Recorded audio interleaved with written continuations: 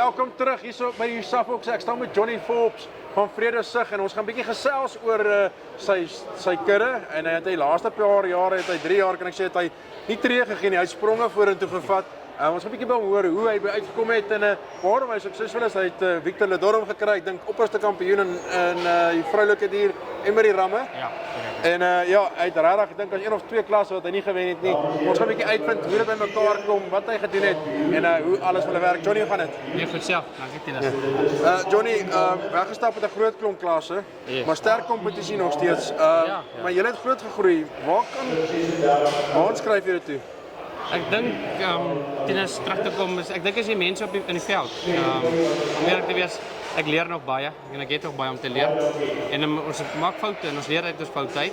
Maar ouens soos JT van OVK, om Jan Joubert van BKB en Henry Nodee, Frans Hugo van OVK. Ek gebruik maar daai manne se kennis en hulle help my. Hulle kom kyk my diere en ons is streng as ons keer en ons is klas. So hulle weet soms as hulle kom, hulle moet maar streng wees. Dit help jy om met van die goed aan te hou en van hulle nie aan te hou nie. Jy moet besluit wat jy wil doen, of jy ernstig wil aangaan of nie ernstig nie. So ja, hulle help my daarmee. En ek dink is baie te dank aan hulle. En aan die manne op die plaas. Ek moet sê die manne op die plaas het 'n passie vir die ras en hulle geniet die Suffolk ras baie. Johnny, ek weet ook in die begin jy begin koop het. Jy het nie gekoop wat oorbly nie. Jy het gekoop wat jy wil hê. En daarmee het jy gegaan en jy het van jy het KI en het gespoel en 'n keer gaan. Ja.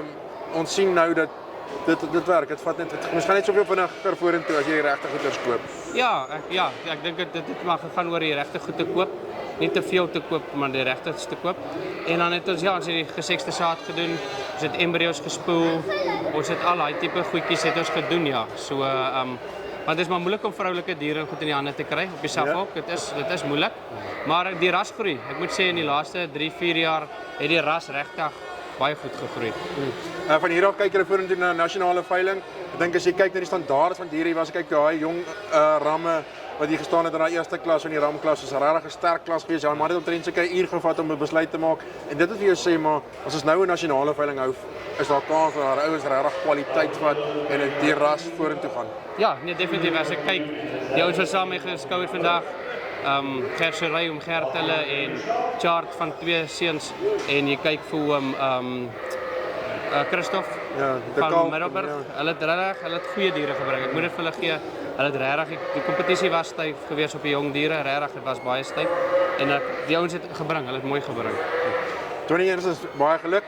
Sterkte en dan sien ek jou binnekort weer. Baie dankie. As hy Johnny Forbes en ons sal sê vir hom baie geluk. Victor Ledorm opperste kampioen by die ramme en die oeye en werklik gewys wat jy kan doen as jy streng selekteer, die regte diere koop en die regte mense aan jou sy kry. Tot 'n volgende keer. Totsiens.